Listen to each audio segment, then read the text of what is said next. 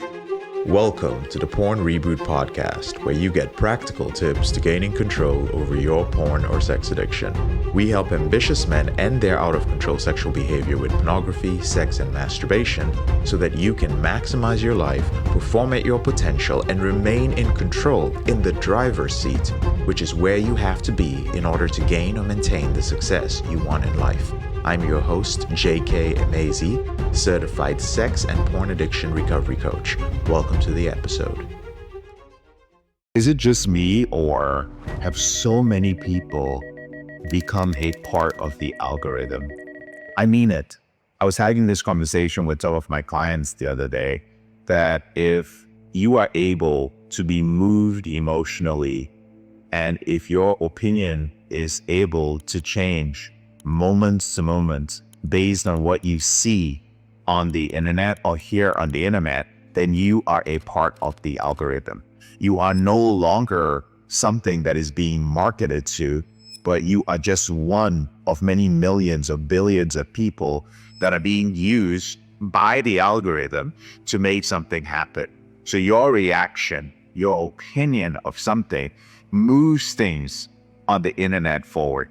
You either share it with somebody, that person shares it with another person, or shares their biased opinion based on their trust of you with something in the comment section, and somebody responds to it. You are a part of the algorithm. But that's not what I want to talk about today. What I want to talk about today is the impact that is having on our consciousness. We now live in a world where AI is more or less beginning to invade our consciousness. And what I mean by consciousness as an individual who works in behavioral health, helping people who have addicted behaviors, specifically compulsive behaviors in the digital world with things like pornography. What I understand is that your consciousness is a place that is sacred. It's a place where you daydream, where your mind wanders. It is a space of experience, of spirituality, of love. And what happens when we are allowing AI and social media to invade this place on a regular basis without cleaning it out? See, our consciousness, even without technology, already has a natural tendency to just veer off into different places. Sometimes some places are out of our control, and some places we can control. But now with technology, it has gotten worse. And I believe that it is time for us to double down on the practices that we have of keeping our consciousness clean. Right now, I'll talk about one thing: AI therapy. Now, I have therapists, I have coaches, I have mentors on my team at Elevated Recovery. And I'm a coach and a mentor myself. And we have seen a lot of people starting to use AI coaches and AI therapists. I think it has its benefits. But I will share with you at the same time that when I went to see my coach, and even now I still have a coach, their potential disappointments in me, or recognizing that, oh my God, they did me some homework to do, they told me to do something and I didn't do it. That emotion, for instance, that comes up based on that relationship is critical to the work I'm doing with that. It motivates me to move forward. It makes me question myself. That relationship is critical. So in therapy modalities or coaching modalities, where the relationship between the coach and the therapist and their patient, or the coach and the client, are important for the goal that person is trying to accomplish, AI does not help. It doesn't. It may act as if it has consciousness, but it certainly doesn't. So I know personally that a lot of my growth happened through mentors and coaches who had certain experiences that I had had. And this is one of the things that motivated me to go into the career that I am in right now. I saw that I had transformed my life from whom I used to be, and I wanted to do the same, and I'm doing the same for other men. But the individuals I work with me because of the experiences that I have and how relatable I am to them.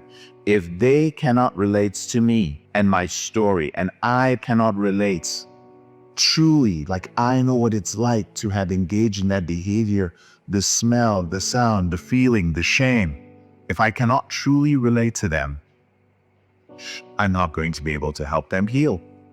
And the problem is that AI is not really doing that. AI is pretending to do it, and pretending to do it really well, which also means that it can pretend to lead you down a path because it has thus invaded your consciousness that is not the best for you. And I think we're going to start seeing a very complicated mental health situation in the world, especially in the developed world, where a lot of people are starting to rely on AI for some of these relationships. So what do we do? Well, my suggestion is that we start, like I said earlier, doubling down on these practices.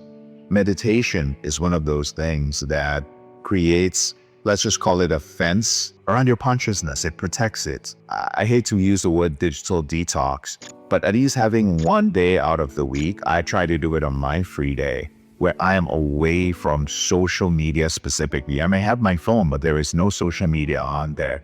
It's wonderful for allowing me to experience the world in a different way. If you are watching this and you are one of those men who has, you're just like, yeah, you know what, I really have been sucked into this, right? Because one last thing I want to mention is the measure of the impacts or the control or how filthy or dirty your consciousness is the degree to which somebody else or some situation is on your mind and you cannot control it. So let's say the war that's happening in Iran. If that is occupying a major space in your mind, or it has a frequency or a cadence to how much it occurs, you think about it in your head, or you are already a part of the algorithm, so you on cue jump to your phone or jump to see what is happening, then you have a problem with the hygiene of your consciousness, so to speak. And it's probably time to start cleaning it out. Take that break. Create that fence around your consciousness and protect the one thing that makes you human. And we can help you do that at Elevated Recovery. You can join any of our free groups. You can check out my podcast. Our goal moving forward is hope and transformation in a distracted world. I'm very passionate about this. I'd love to hear your thoughts about this. I'm JK, your brother in this struggle. Thank you so much for listening to this episode of the Porn Reboot podcast. I'll speak to you later on in the week. If you found this episode helpful, here are 4 ways I can help you with your out-of-control sexual behavior for free. The first way is to grab a free copy of my book, Confessions of a Porn Addict, 7 Secrets of Porn-Free Men at elevatedrecovery.org, or visit the link in the description below this episode. The second way is, if you're not sure where to start, but you'd like to learn more about my team and I, if you'd like to spend time with like-minded professionals and business owners who are controlling their behavior, then join our free and confidential group, the Porn Reboot Group on Facebook. There's a link to join in the description below this episode. The third way is if you need help right now because you have a burning issue, your behavior with pornography is hurting you mentally or emotionally, you're about to lose your relationship, you want to live up to your potential, be an authentic man, and free yourself from shame, guilt, and underachieving, then click on the link in the description below this episode that says free coaching call. And the fourth way is to leave us a 5-star review if you enjoy this podcast, so that we can reach more men who are struggling in silence and bring back the lessons we learn from coaching them to freedom.